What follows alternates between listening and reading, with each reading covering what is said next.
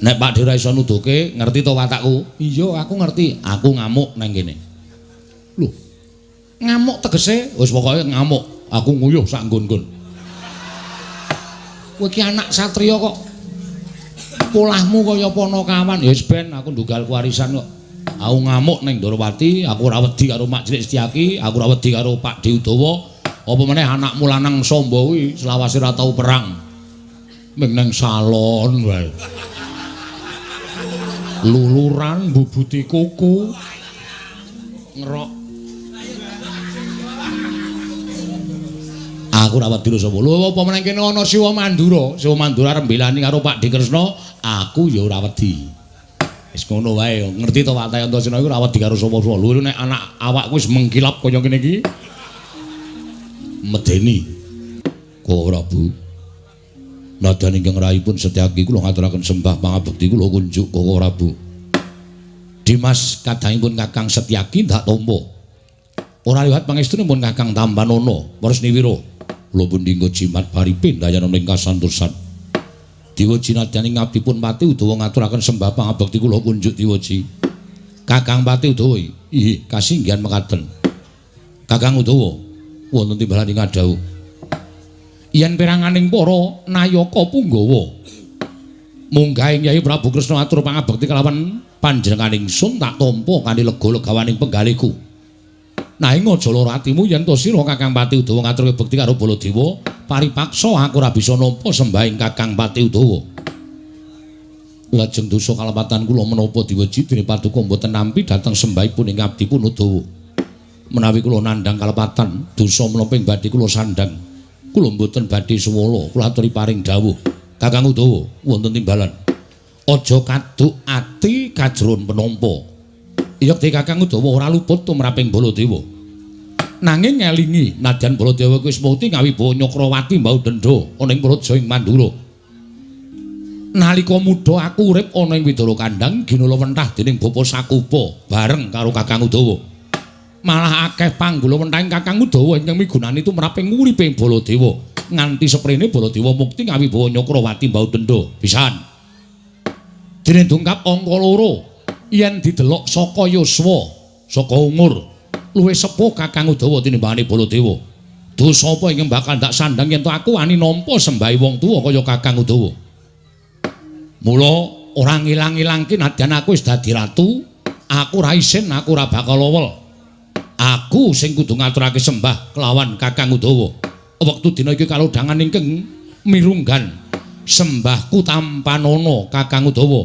Lho, menika saestu sinuwun. Ya, tenan. Waduh, matur sembah nuwun tanpa pepindhan. Wela dalah. Isih ketok wong awakku. Prandek puna nek nang omah diwaneni bojo. Neng kene di entuk sembahingan sinuwun Prabu Mandura. Kakang Udawa iya. Dipun sekecaken anggenipun lenggah diweji kaya wis ora kurang prayoga praptaning Baladewa negara Ndorowati.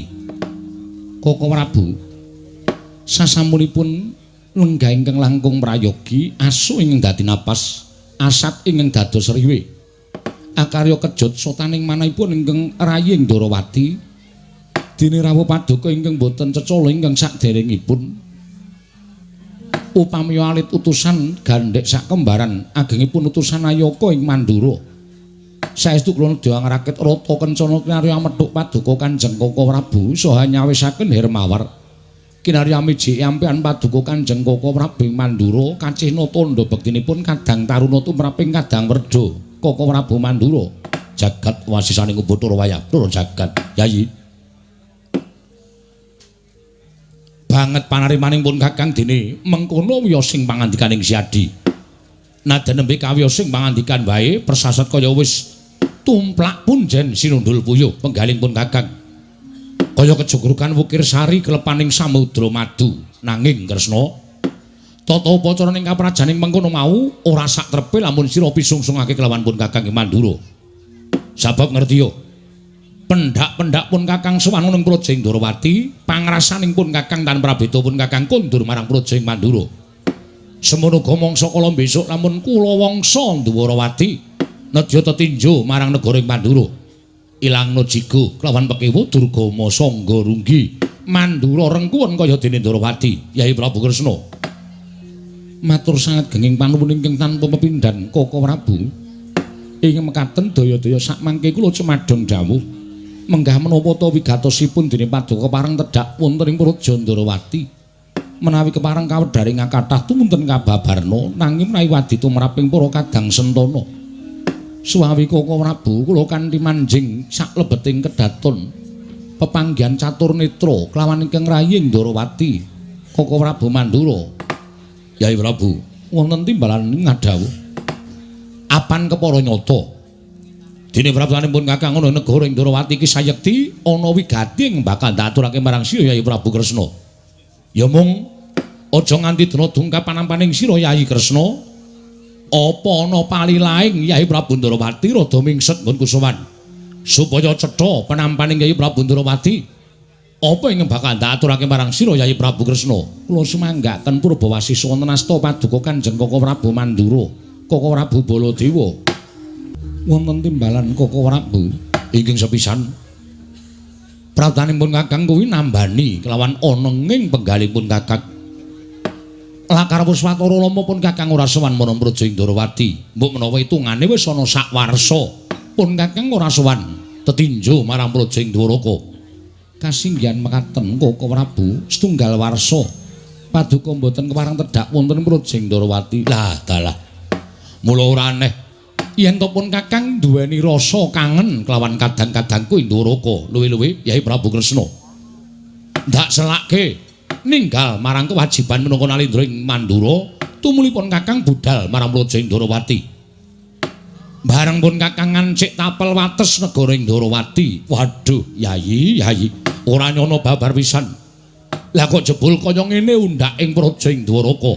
Sakwarsa pun Kakang ora sowan undhak ing wewangunaning praja tumpuk matumpa-tumpa. Malah nalika pun Kakang prapta ana ing Karang Pradesan, prapta ning tepining desa-desa ngadesa. Katun banget yen to para kawula padha sengkut gumregut bangun praja kanthi adhedhasar karukunan lan kamanunggalan. Para among tani padha sesendonan sesindenan mikul garulukune ngiring raja kayane garap Tegal lan sawahe. Inggih Koko Prabu kasinggihan mekaten. Bareng pun Kakang ngancik ana ing kutha Goronegara ing Ndwaraka. Walah dalah. Lah kok beda karo taun ingkang sekepungkur. Nalika pun Kakang prapta ning Praja Ndrawati, dalan-dalan saiki wis alus. Kabeh katon reja, kabeh katon ijo royo-royo. Malah wadah reget ana ing pinggir dalan dipadha kabeh. Banget nggone gawekake bombong pun Kakang. Wah, Ndwarawati berseri tulisane. Inggih. Kasinggihan mekaten Koko Prabu. Menika awit saking igo pertikilipun sangya para kawula ingkang dipun gulawentah dening pun Patih Udawa. Wah edan. Ing kene pun Kakang rumangsa meri. Merining pun Kakang ora perkara meri babakan kadonyan, babakan sugih kuwi ora. Nanging merining pun Kakang babakan Yai Prabu nggone bisa gulawentah marang sagung para kawula, gulawentah marang sagung para nayaka lan punggawa. Wekasan saengga iki ana apa Yai Prabu? Nggih. Koko Prabu kendel kemawon mboten dados sabab menapa-napa. Ya wis.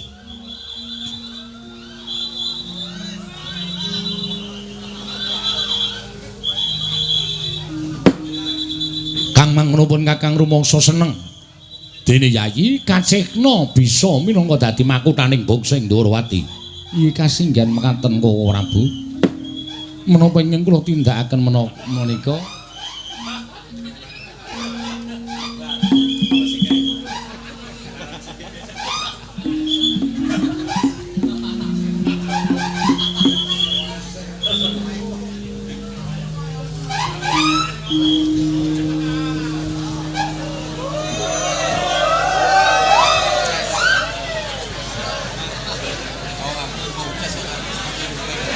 Menapa ingkang kula tindakaken menika krana tetunggalanipun tigang perkawis telung perkara piye negari menika sinebat sentosa menawi tigang perkawis menika saged nindakaken kewajibanipun piyambak-piyambak negari menika saged katingal reja menawi sedaya kewajiban menika katindakaken kanthi adhedhasar jujur Koko Prabu.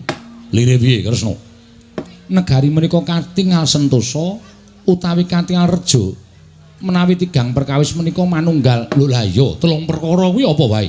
Setunggal menika Nalindra, angka kalih Nayaka, tetiganipun kawula. Lire piye kok iso kaya mengkono? Nalindra dawuh kaliyan Nayaka, menawi Nayaka menika nindakaken kewajibanipun kanthi jujur. Dipun dawuhaken sangya para kawula wekasan tuwuh rasa pitados saklebeting manah, mboten wonten raos tida-tida. Kawulanipun pitados kaliyan Nayaka, nayakanipun pinitados kaliyan Nalindra. Ing mekaten negari menika ketingal sentosa tuwin badhe ketingal reja.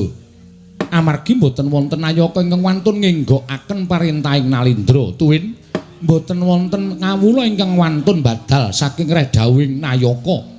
Ingkang minangka dados lidah sinambunging Nalindra Koko Prabu. Walah dalah becik kuwi apik.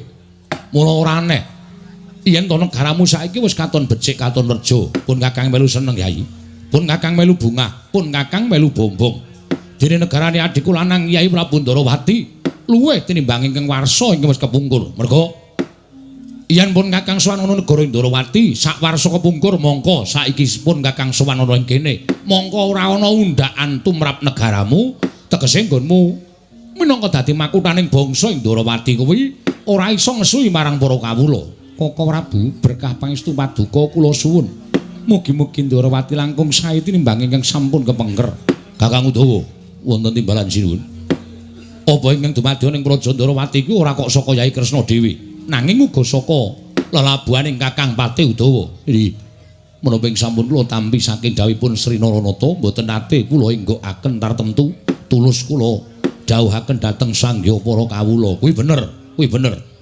Kang mangkono akeh kawula kang percaya marang Patih Udawa. Mula ora aneh yen Kakang Patih Udawa dawuh apa wae kawula mesti mestu padha. Kuwi merga nggonmu dipercaya dening para kawula. Kasinggihan mekaten. Wah, upama Mandura kuwi duwe patih kaya Kakang Udawa, tak kira undhaking negara Mandura ora mung mandheg dalan. Inggih. Lah piye meneh? Kapatihku iki Pragata wis dikandhani ora tau gugu. Kon dawuhke apa-apa marang para kawula. Tak dawuhi saiki le dawuhke marang para kawula seminggu sakbare. Apa ora jenengku jenengane wong sing ora tulus nglakoni kewajibane. Mangke saged dipun dandosi sinuwun. Yo, muga-muga Pragata tanpa beda kaya sing mbok lakoni. Kasinggihan mekaten. Koko Prabu, salajengipun kula nyuwun dawuh menapa to sababipun dene paduka kepareng tedhak wonten ing Praja Ndarawati ingkang wigati mboten namung tuwi dhateng kararjanipun ingkang rayi. Kula kinten kula mangertos wonten ingkang langkung wigati ing paduka ngendikaken dhateng ing rayi ing Ndarawati Koko Prabu. Kresna, kula wonten paring adhawuh. Ngerti yo. Sowan kowe ning Praja Ndarawati iki mung kepengin nyuwun ngampil ya kuwi Sekar Wijaya Kesuma. Sekar Wijaya Kesuma? Yo, pancen mengkono. Wigatosipun menapa? Yai, kowe tak kandhani. Lan kowe tak wenehi ngerti yen to kahananing Baladewa dina samengko gempal penggalihku. Persasat aku wis kaya ora entuk jeneng ana ing ngareping para kawula Mandura. Liripun kados pundi paduka paring dawuh ing mekaten. 3 sasi wis kelakon tekan saiki Mandura iki kaya ketaman pegebluk. Mandura kaya ketaman welaking Jawata. Akeh para kawula ingkang esuk lara sore tekaning pati, sore lara esuk ketiwasan. Mongko kabeh madal sairing usada. Wis ora kurang-kurangipun Kakang ngrawuhake para brahmana winasih sewa sugata miyang para nimpuna supaya nambak rengkaning praja parandening katindakake gagar wigar tanantuk karya. Nalika semana pun Kakang nglakoni tapa brata wancine anggara kasih pun Kakang sarenaritis sesemek ron raja mula bebantal buta sarimbak. Jroning pun Kakang Nendra mau nyumpena entuk wangsiting Jawata. Negara Mandura bisa waluya nirmala temah jati, jati temah mulya. Yen Mandura tinengganan Sekar Wijaya Kesuma pusaka ing Ndarawati. Mula Kresna sawanipun Kakang ing Praja Ndarawati iki sayekti kepengin nyuwun tulung kelawan Siadi. Tulungana pun Kakang. Tulungana Baladewa. Supaya pun Kakang isih dipercaya dening para kawula bisa ngembat kendho kencenging pernatan amis baji ning negara Mandura eneng pundhaking pun Kakang.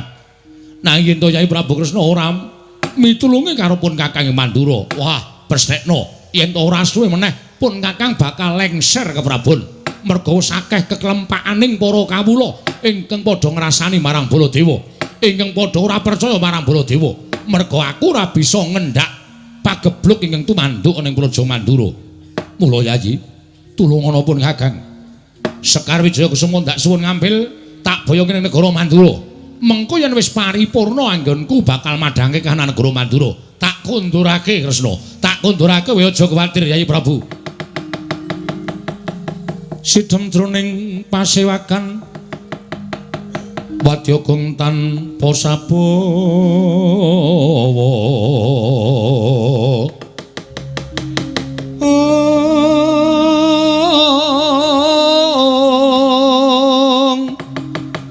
Kapraban dening Sang Nalendra Tama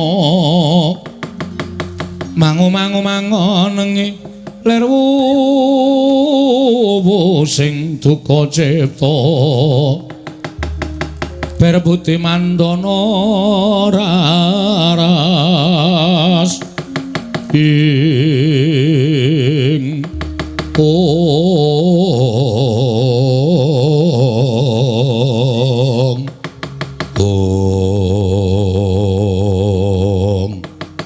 Sidhemadyaning Pasewan Garing Ndarawati. Nalika semanten tinampi nata ing Dwaraka pangandhanipun ing Raka ing Mandura Prabu Baladewa. Parandiran dadosaken legek jroning driya sang nata ing Ndarawati Prabu Sri Bathara Kresna. Mlenggahi kanyut minangka warda kanyut ujar ganten wardu cara wangeca nang durung abang idra-dra manding dasaring pertala kasaru geger njaba. Yak ngarsa tangkeping punika sebabun amuk apa to kang dadi darunane? Ora lumacan roh orang ceng gajah medha saka wantilan. Kejawi namung sawanipun putra ing Jodipati satra ing Randu Gumbala Bambang Antasena wonten mancat pancaniti minggah Datulaya. Agar cingak kang samya mulat mangrombrahing para kawula kanca pihak-pihak ana daya mikir jaluk dalan.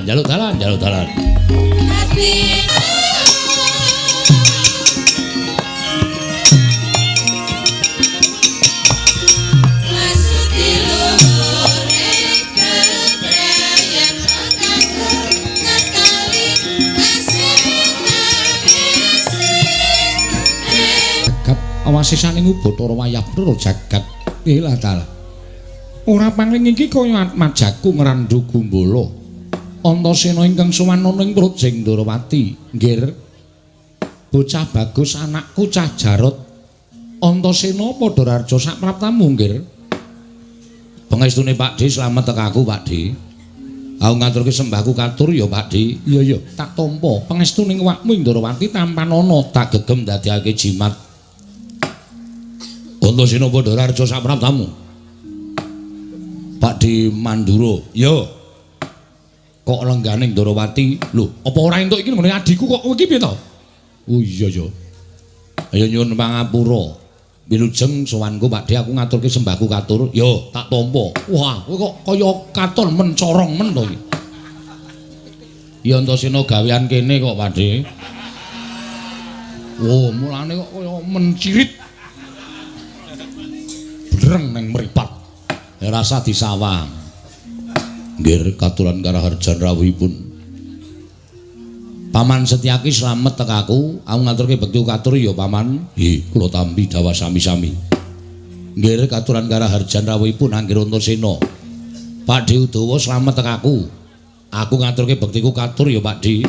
Dangu mboten rawuh wonten Widara Kandhang nggih. Kewajiban kasatriyan akeh Pakde. Ya sesuk kapan-kapan tak selake aku tak sowan ning Widara Kandhang. Duwe apa wonten geblek.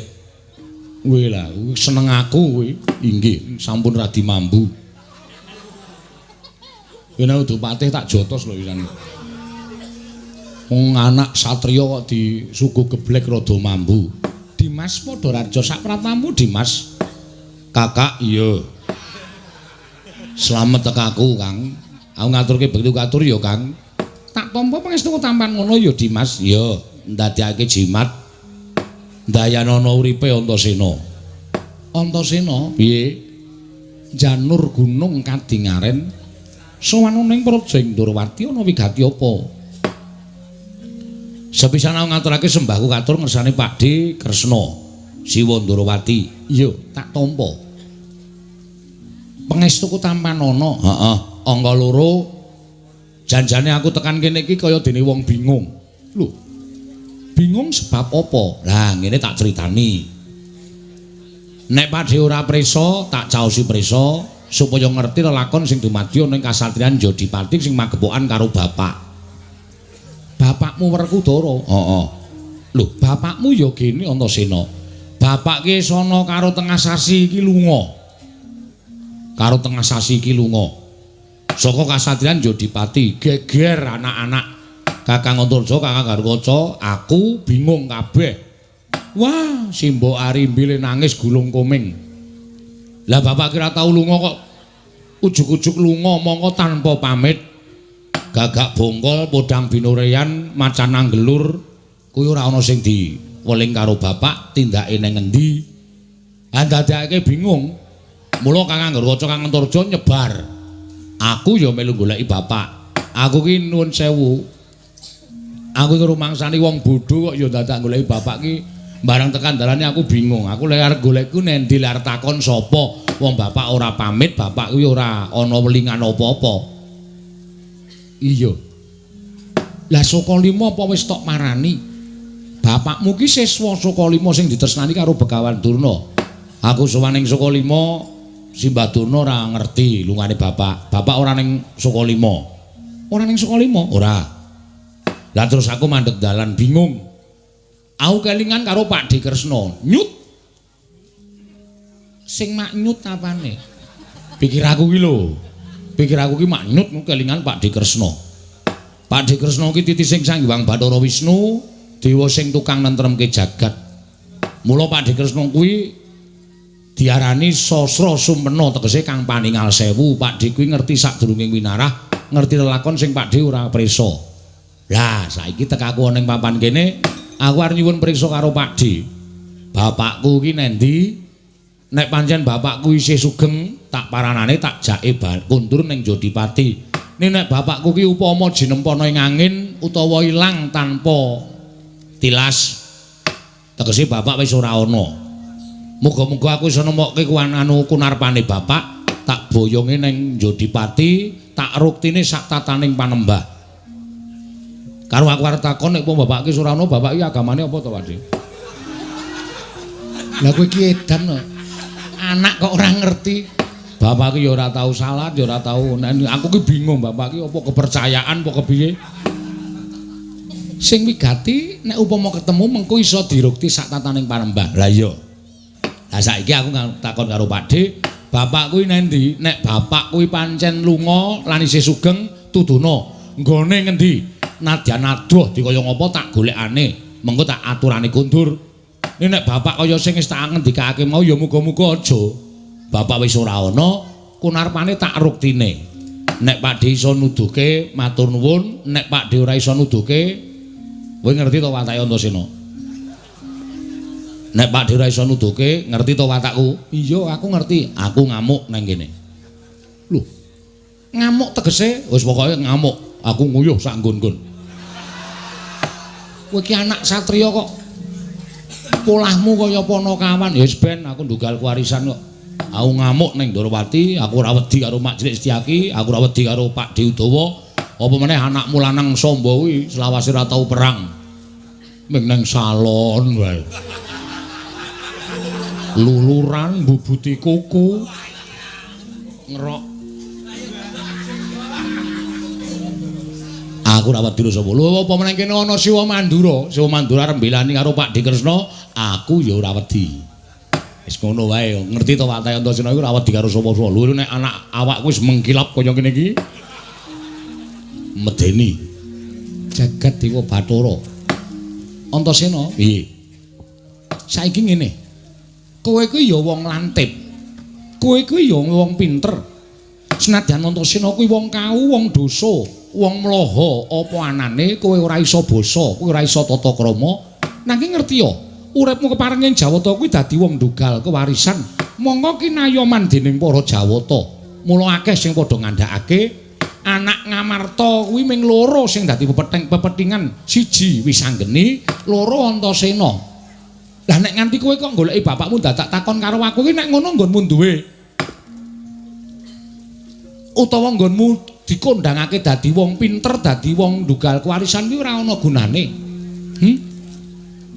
ora ana gunane ya nek ngono Antasena sing dikondhangke wong lantip panggraitane kuwi ya ming kabar tok ning nyatane ora ana ya ngono apa piye aku gah ngene iki aku nek diomongan diolak-walik ngene iki aku gah aku iki ngalem Pakde dadi Nalindra sing pancen ngerti sadurunge winara kok sampean malah balik karo aku lho ora balik ning nyatane kok ngono kok ning nyatane aku ngrasake aku ora iso goleki karo bapak lah tegese urung binuka wiwara bapakmu menyang endi tegese bapakmu dina iki lagi dadi lakon dikersake dening panguwasaning Dat Kamurweng Dat nadyan dipintero kaya ngapa pintero njara langit persasat pendhita ingkang wis sak traju sak bobot kalahan para Jawata wae nek tok takoni mongko durung dadi keparenging dewa bapakmu dingerteni menyang endi ora bakal ngerti nadyan wakmu ing Ndarawati ya ora bakal ngerti ngono ya Dik iya mula aja banjur nganggo akal ning gunakno nganggo akal lah saiki ngene saiki gentenan bae, gentenan piye? Nek pancen kowe wong pinter, nek pancen kowe wong lantip, aku sago nuduhi bapakmu menyang endi, ning kowe kudu sago madangke kahanan Ndarawati. Gosek. Kok sampeyan ngendika madangke kahanan Ndarawati iki mbok diganti sekringe sik. Lho, tegese ngene lho. Padangno kahanan Ndarawati. Padangno kahanan Ndarawati, Ndarawati sing padang Ndarawati katon tentrem, Ndarawati ora ana apa-apa kok. Tumrap kowe ora ana apa-apa. Ning swasana iki tontonan nganggo permana jati. Tontonan nganggo netra batin. Kahanane wakmu ing Ndarawati iki kepiye? Yen kowe iso madhangke kahanane wakmu ing Ndarawati, bapakmu tak goleki. Tak duduhi nendi dununge bapakmu. Ayo pikiran. Gunakno atimu Antasena. Gunakno lantiping panggraitamu. Aja kaya wong bodho lunga-lunga, kowe anak Werkudara lho, kowe putu dewa lho. Nek ora iso ngerti petenging pun wong Ndarawati, ora ana gunane kowe dadi anak Werkudara. Kagatri sang kapirangu rinangkul kinempit kempit. Dosang reknaning bawana ing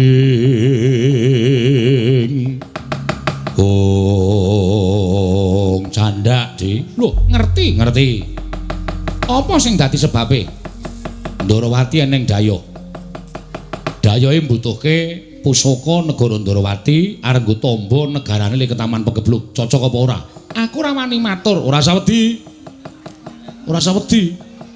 jare sampeyan ngendikake padangno atine Kresna bareng tak gagapi aku manteng pangestiku aku entuk palimarmaning Gusti ngakarya jagat aku entuk pituduh neng kene eneng daya nuwun sewu aku ora ngarani sapa-sapa ning aku nyebutke daya aku ora nyebut jeneng aku ora nyebut inisial iki apa ini dan itu sama-sama sial tegese aku ora nyebutke jeneng ning aku nggagapi neng kene ana kahanan sing Pakde ora patiya seneng, sing Pakde ora patiya dadi renaning penggalih. Mula wektu dina iki kersane Pakde piye? Apa daya kuwi tak larak metu, apa daya kuwi tak jotosi, apa daya kuwi karepmu piye aku manggep kari manut. Pakde dawuh aku nyendikani. Ora sawedi Pakde. Nek Pakde ngendika aku ngestokake dawuh, nek Pakde ora ngendika aku ya ora bakal ngestokake dawuh Pakde.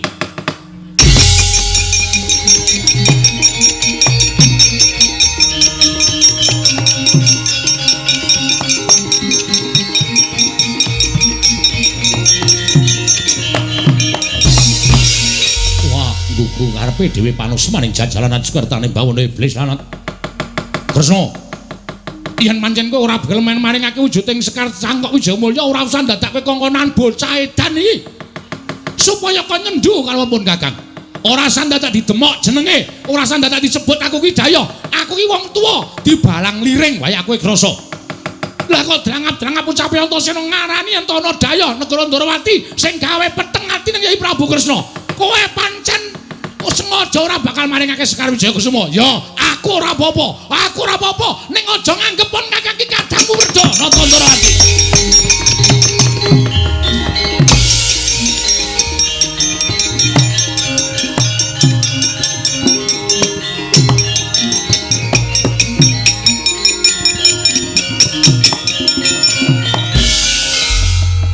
Sing gedhe pangapuntenmu lho, Dik.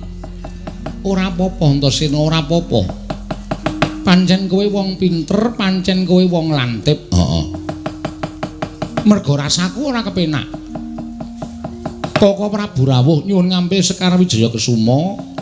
Mongko alasane dienggo dadi sarana waluyaning Projeng Mandura ngene Ketaman Pegebluk. Ayo. Mora aku saiki tak takon karo kowe. Cocok ora karo atiku? Perkara apa? Wah, iki jan adu pinteran tenan iki. Perkara apa tak wangsuli? Kowe kok wani nyendu karo Koko Prabu Mandura, kuwi dasarmu apa? Dasarku aku ora percaya. Dasare ora percaya sebabe apa? Nek ditonton nganggo netra lair pancen kae Siwa Mandura, ning batin kok rasaku gagap-gagap. Rasamu gagap-gagap piye? Rasaku kaya ora yakin nek kae Siwa Mandura. Weh lah dalah, cocok Antasena. Weh lah nek ngono metu. Lho. Metu piye? Lah pirang nomoran? Hus.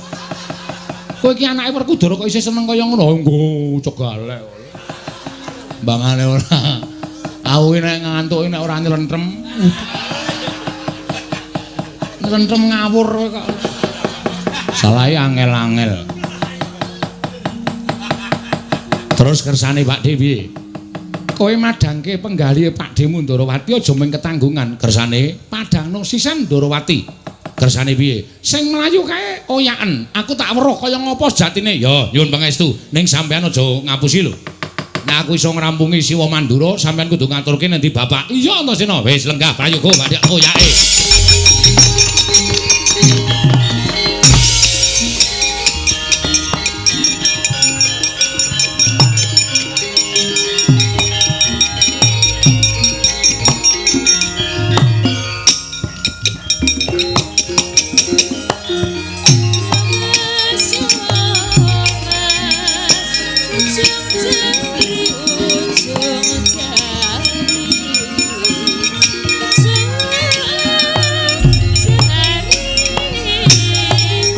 Setyaki kok maju ki arep ngopo? Kula menika meri. Lho, meri perkara apa? Koko Prabu menika menawi rembagan Nanggira Antasena. Rembaganipun piyayi lantip panggraitanipun menika boten saged dipun mirengaken. Lan sampun kula boten saged gaduk nggagapi dhateng penggalih panjenengan. Ing atasane karo cah nom kok lirembugan perkara batin. Kula menika mbok kepengin sanget saged awas-awas kita kados dene Anggira Antasena.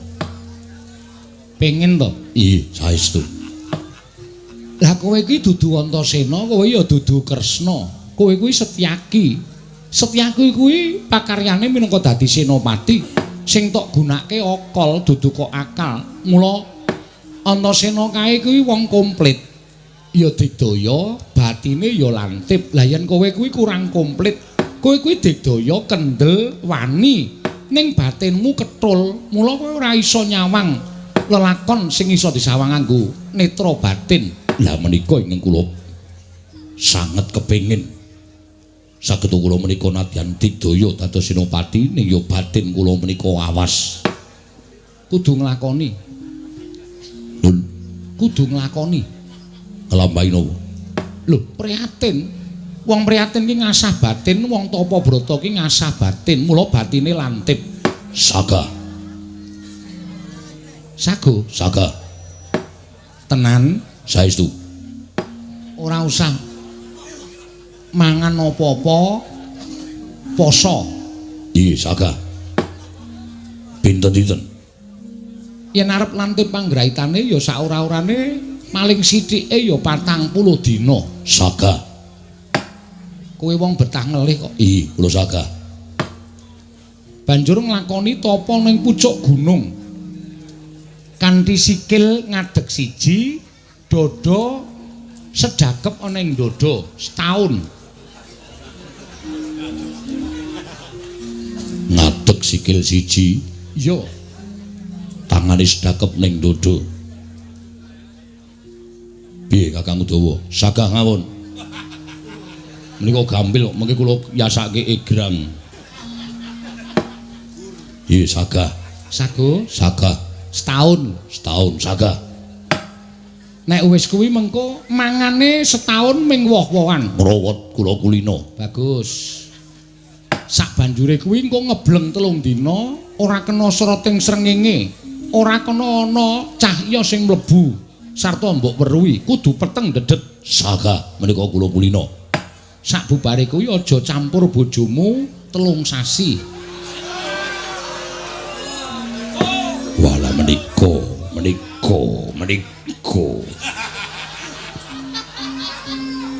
Menika ing kedah kula pitang mangambal-ambal. Piye, abot apa nglakoni? Nggih. Lah ing Koko Prabu rumiyin kula pengin nglampahi kados mekaten. Aku ora nglakoni mergo aku wis bisa wiwit lair. Wong kuwi kodrate urip ning alam padang kuwi kepinteran lan sak piturute bab sugih, miskin, bungah, susah lan kepinteran kuwi ginarisake dening panguwasaning dat campur wengdat.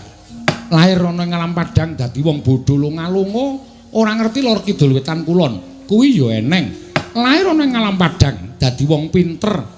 Lair ana ing alam padang dadi bocah durung sepirwa wis wasis, wis awas paningale ku ya pirang-pirang. Kabeh mau ora kok saka panggulawentah, nanging kabeh mau saka kodrating Hyang Mahanasa, saka parenging Hyang Maha Tunggal. Upama ta iki dina pun Kakang dijabel nggone duwe kawaskitan kang kaya mengkene mau, mestine Kresna ya ora bakal weruh kahanan ingkang lumantar paningal batin. Mekaten Prabu. Iya. Mula wong kuwi wajibe minglakoni kewajibane ing disampirake ana ing pundhaking saben titah ing gumlaroning jagat mau dilakoni kanthi tuwajuh, ora usah sok meri karo keluwihaning wong liya. Kowe dadi senopati ya dadi senopati sing apik. Kakang Udawa dadi pati ya dadi pati sing becik. Nglakoni kewajiban kanthi jujur, ikhlas lan sabar. Kanthi kaya mengkono kuwi wis prayoga banget. Kowe wis nindakake marang dawuhing Hyang Mahanasa lumantar uripmu ingkang wis diparingi dening Hyang Tunggal. Matur sembah nuwun Koko Prabu pencerahan-pencerahan ingkang kados mekaten menika. Andadosaken padhang raos sing manah kula. Iya, Setyaki kok basamu kok rada angel saiki. Nggih, kados mekaten menika. Udawa wonten timbalan. Awat-awat ana Antasena kepareng Paduka ora usah melu-melu men dirampungi anakku lanang Rambu Gumbala. Nun ngestaken dawuh. Bubarno kang padha seba ingsun kundur ngedaton kawula nun nyuwun pamit matal pasilan. Sing ati-ati aja kaya bocah cilik Kakang Patih Udawa. Sebebiar katalika wau. Nalika semanten kaya wis purna gatining pananggilan. Sanata ing Durawati arsa kundur ngedaton jeluk saking dampar kula kinapit gambaran gading kadhiraken sangganing para banjedi manggung ketanggung Joko Paloro. Ing sami ngampil upacaraning keprabon. Kawis tinggal saking Mandura tindak Sri Naranata katingal gumebyar busananing Sri Naranata wau.